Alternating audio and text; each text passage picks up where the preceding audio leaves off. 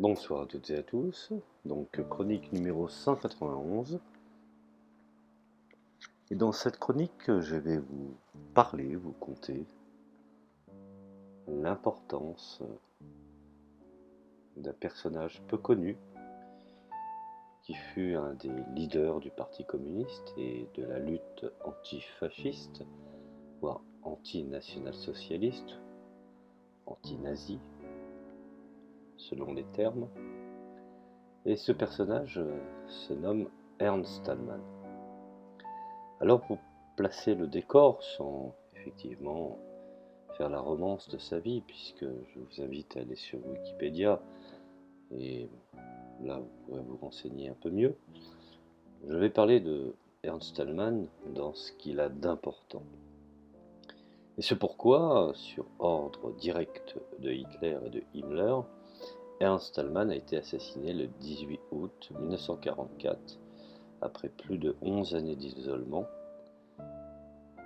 Il avait auparavant été amené à la prison de Bautzen et au camp de concentration de Buchenwald, près de Weimar. Il faut savoir que son corps a été, je dirais, traîné, pour partie brûlé, ensuite donné aux chiens du camp, et ensuite pour les restes, qui fut éparpillé, afin qu'il n'y ait pas de tombe. Alors cette action était si secrète que le journal nazi Völkischer Beobachter rapporta que Thälmann avait été tué le 24 août par les bombes terroristes des Alliés. Alors, me direz-vous, pourquoi les nazis avaient-ils tellement peur de publier la vérité? Parce que Ernst Thälmann incarnait une attitude, une action, je dirais même une culture, une idéologie. Et Ernst Thälmann, cela voulait dire sortir du national-socialisme, sortir de la guerre par le Front populaire pour une démocratie réelle. Alors le national-socialisme, qui est une farce en soi, puisque finalement au fond ce n'est que la volonté des puissants ayant le trouillomètre au maximum, passez-moi l'expression, de solliciter un petit capot avec des idées les plus délirantes possibles pour se garantir effectivement leur pouvoir. Quand je parle de pouvoir, je parle de pouvoir des puissants, des banques. Et donc, ce fameux national-socialisme qui a prétendu construire le véritable socialisme et avoir trouvé la ligne juste pour l'Allemagne, avec comme résultat la guerre, la pauvreté, la destruction, la faillite morale, le génocide, et tout cela bien entendu comme produit d'un romantisme soi-disant anticapitaliste, où le but était d'unir la société et de supprimer bien entendu les parasites, ce qui, n'ayons pas peur de le dire, signifiait en réalité établir une dictature terroriste ouverte des éléments les plus réactionnaires et les plus chauvins, voire les plus impérialistes, les plus racistes, d'un capital financier assumé. Alors, Ernst Thälmann avait mis en garde contre la catastrophe imminente. Il était, je dirais, depuis 1924, le dirigeant du Parti communiste de l'Allemagne, un parti qui a été fondé par Rosa Luxemburg et Karl Liebknecht, et il a tout fait pour mobiliser les larges masses qui ont été paralysées par la social-démocratie, parce que les dirigeants du Parti social-démocrate d'Allemagne n'étaient ni pour la révolution socialiste, ni bien entendu pour la lutte antifasciste authentique. Alors le Parti communiste a de son côté tout essayé pour que la lutte contre le capitalisme et contre le fascisme devienne un mouvement de masse. N'oublions pas que le fascisme a bénéficié effectivement de pas mal de mécènes émanant des grandes bourgeoisies du capital et des grandes fortunes pour lutter contre un véritable soulèvement face à la paupérisation et à la pauvreté de ces masses. Alors c'est pourquoi Stallman avait fondé l'Union des combattants du Front Rouge, l'action antifasciste. Ce n'était pas, je dirais, les travailleurs de la social-démocratie qui étaient combattus, mais la ligne de capitulation des dirigeants du Parti social-démocrate d'Allemagne. Le Parti communiste d'Allemagne a défendu la ligne du Front uni et, ma foi, pavé la voie à la ligne du Front populaire comme en Espagne et en France.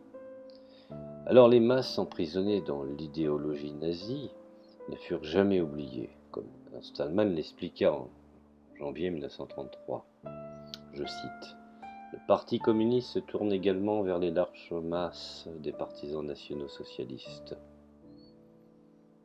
Il y a une énorme différence entre ces colonnes SA et SS qui, de manière provocatrice, tentent de pénétrer dans les quartiers ouvriers ou effectuent des raids sur les maisons des travailleurs et les locaux des ouvriers et les masses des travailleurs tourmentés par la misère de la crise, les employés, les PME, les artisans et les petits commerçants ou même les paysans travailleurs dans les villages qui apportaient ou apportent leur soutien au national-socialisme parce qu'ils accordent du crédit à la clameur démagogique et aux promesses frauduleuses de Hitler, Goebbels et Strasser.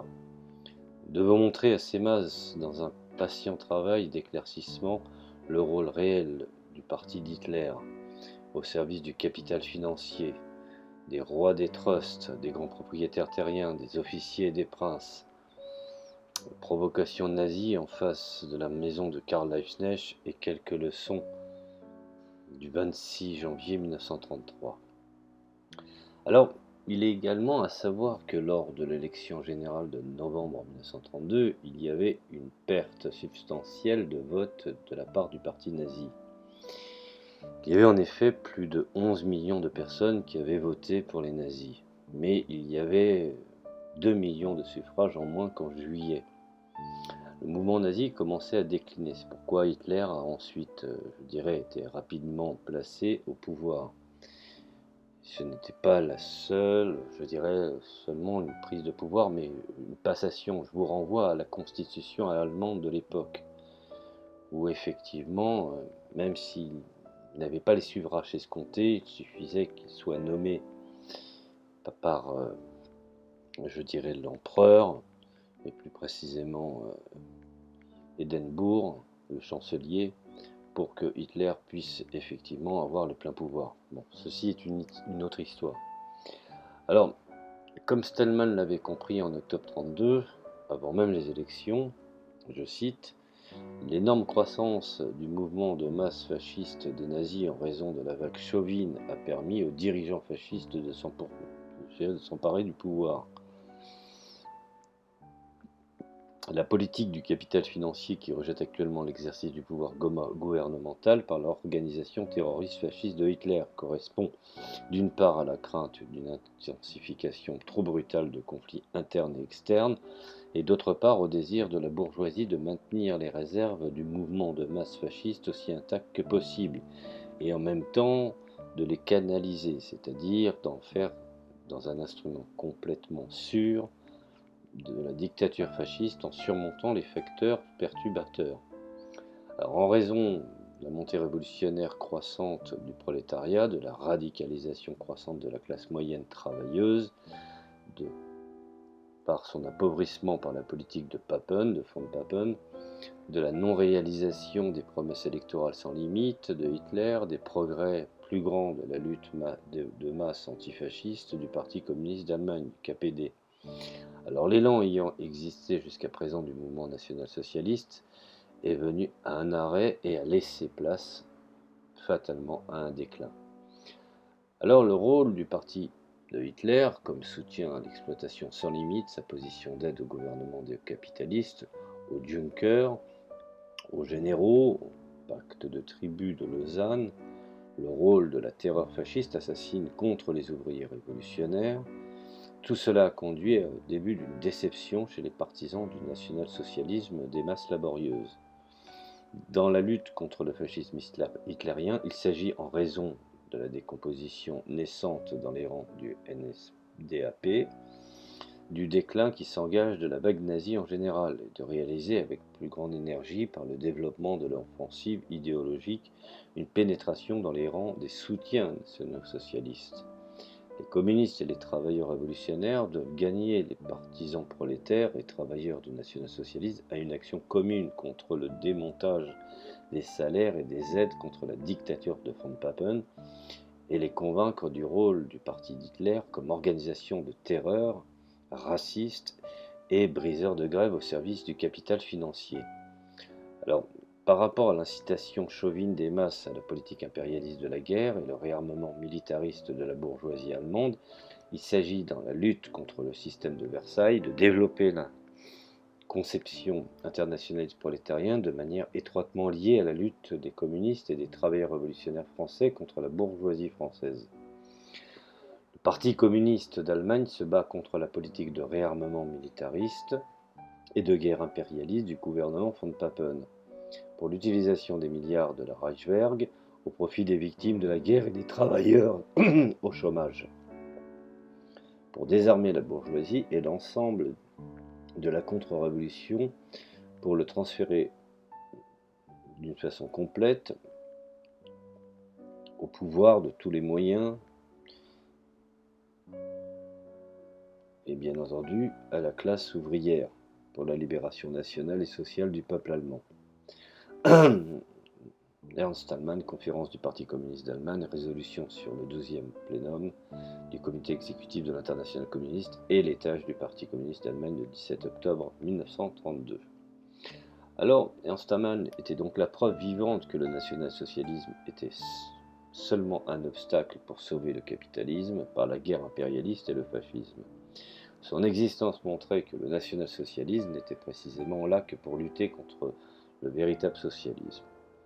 Sa vie était l'antithèse du national-socialisme, et les nazis ont su que leur propre défaite amènerait la victoire. Alors, bien entendu, Ernst Thälmann pourrait être une source d'inspiration scientifique. Il pourrait produire une pensée comme un reflet scientifique de la réalité de Thälmann.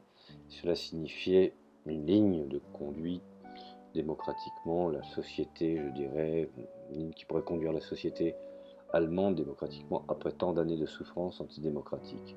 Il est également noté que Julien Lahaut a été assassiné devant son domicile en Belgique le 18 août 1950, 6 ans après l'assassinat de Thälmann. Il était une figure importante dans la lutte pour la République contre la monarchie. Il était le dirigeant du Parti communiste de Belgique. Il avait conduit, je dirais, la grande grève de 1941 avec 100 000 travailleurs et avait ensuite été envoyé par les nazis dans un camp de concentration où il a également été torturé, où il a finalement toujours résisté. Alors, ce qui est assez étonnant, c'est que de voir qu'en définitive la République fédérale allemande, grâce à un moment donné où les Américains ont décidé effectivement que les nazis n'étaient plus, je dirais, des ennemis de première importance, et de les recycler, de les réutiliser dans les services secrets, même jusqu'à la haute chaise de l'État, pour lutter contre l'idéologie communiste. Et cela, bien entendu, est une autre histoire. Donc voilà, je vous remercie de m'avoir écouté sur cet illustre personnage que fut Ernst Thälmann, dont une des divisions en Espagne portait le nom. Et ce personnage reste encore, je dirais, dans beaucoup d'esprits, un des premiers résistants au nazisme, comme tant d'autres, et qui ont malheureusement pour beaucoup fini dans des camps de concentration. Voilà, je vous remercie de m'avoir écouté, et je vous dis à la prochaine chronique.